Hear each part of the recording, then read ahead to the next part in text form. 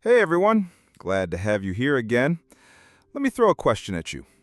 Have you ever felt like you were trapped?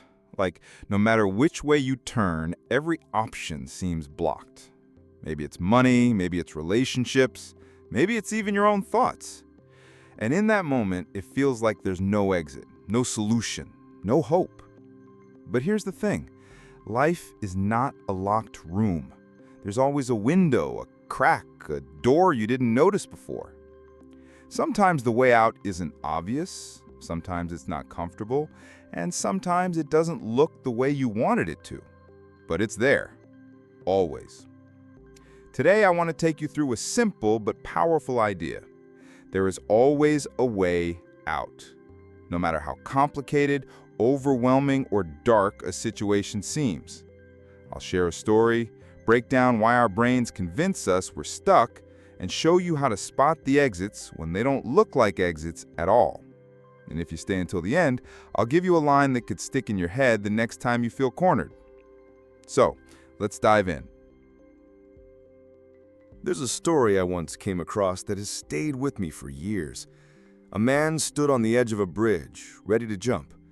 In his mind, life had already collapsed. He saw no way forward, no way back, no light at all. And then he jumped. But here's the shocking part. He survived.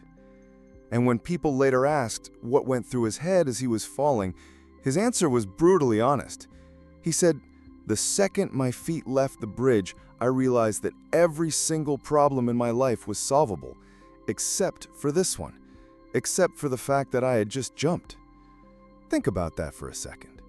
Every debt, every fight, every heartbreak, every failure, he could have worked through them, slowly, painfully, maybe not the way he dreamed, but still solvable. The only problem he couldn't undo was the one decision to let go. That story isn't about tragedy, it's about perspective. Because when we feel trapped, we tend to magnify everything. A small financial setback becomes, "I'll never succeed." A fight with someone you love becomes, "We're doomed." Failing one exam turns into, "I'll never be good enough." But in reality, all of those things are temporary. They can be handled. The jump is permanent. And that's why the idea of "there's always a way out" isn't just motivational fluff, it's literally a survival skill. And here's where it gets interesting. If all problems are solvable, why do we so often feel like they're not?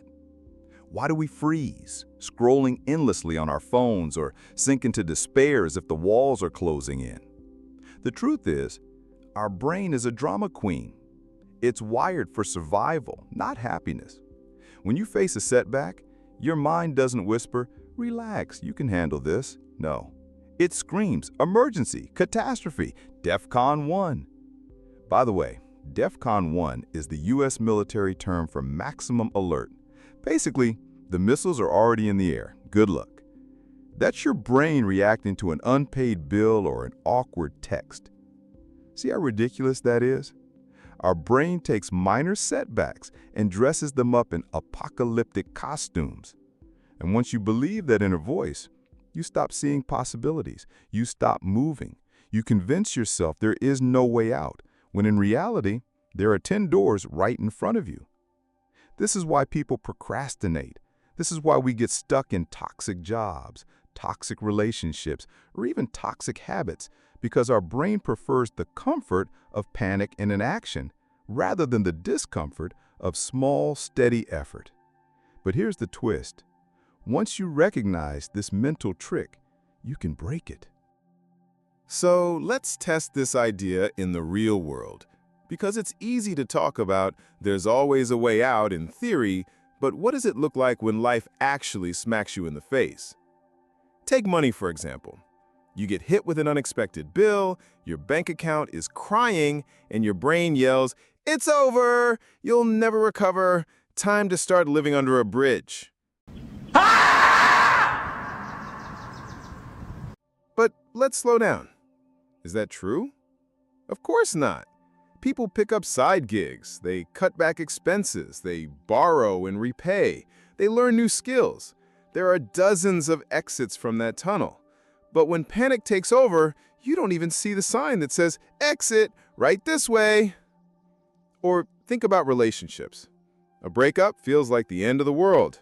You replay the conversations, you stalk their social media, you wonder if you'll ever love again.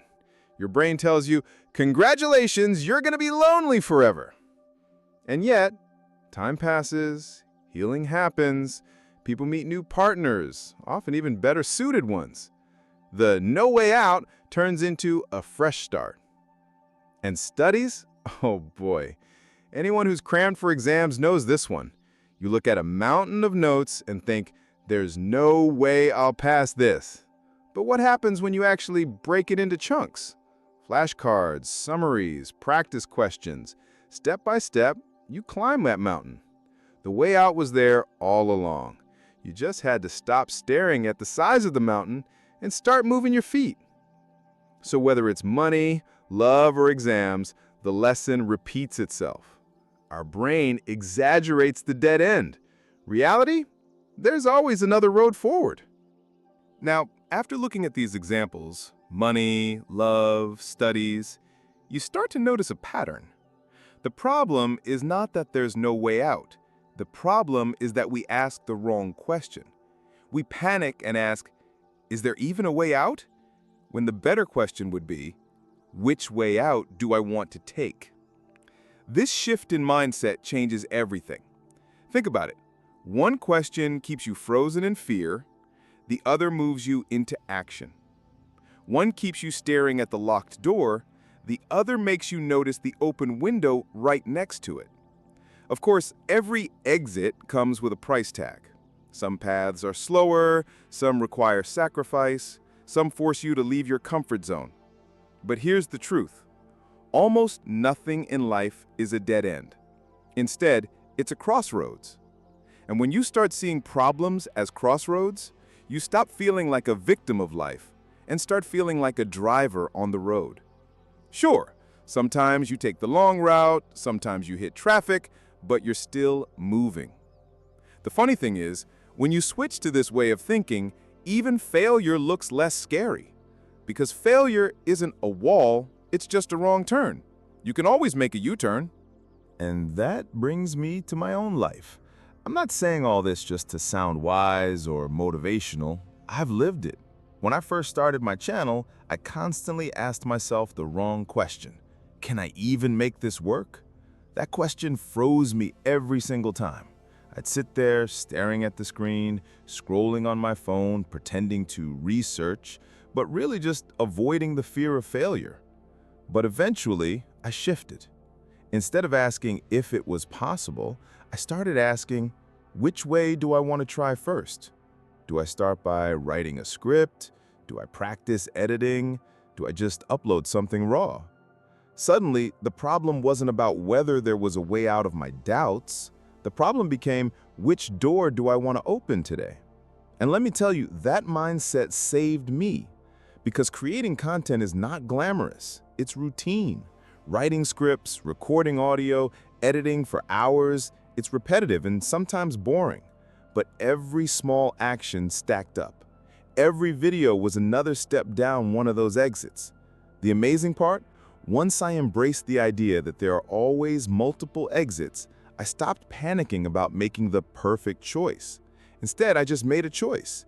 And even if it wasn't the best one, it still moved me forward. That's how progress works. So here's the part where it connects back to you.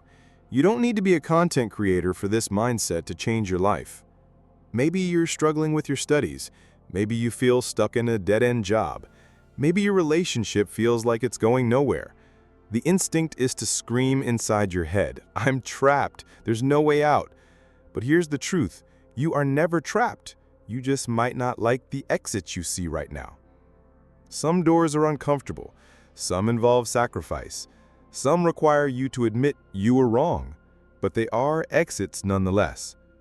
The trick is to stop obsessing over the one perfect path. Instead, look around.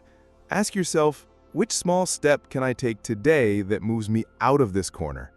It might be as simple as sending that one email, making that one call, or sitting down for 20 minutes of focused work. That's not glamorous. It won't make a motivational Instagram reel, but it works. And if you're still not sure, remember this.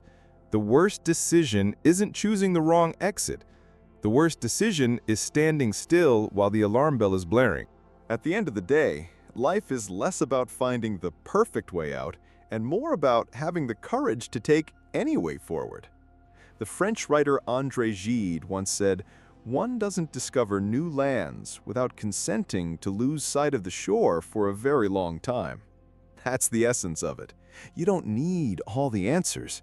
You just need the guts to step away from the shore and trust that you'll find solid ground. So if you're in a place right now where everything feels overwhelming, remember this: the exit exists. Always. Your job is to walk toward it, one imperfect, awkward, clumsy step at a time. Thanks for spending this time with me. If this video gave you a new perspective, hit that like button, and if you want more conversations like this, subscribe. It costs nothing, but who knows? It might be the exit you didn't even realize you were looking for.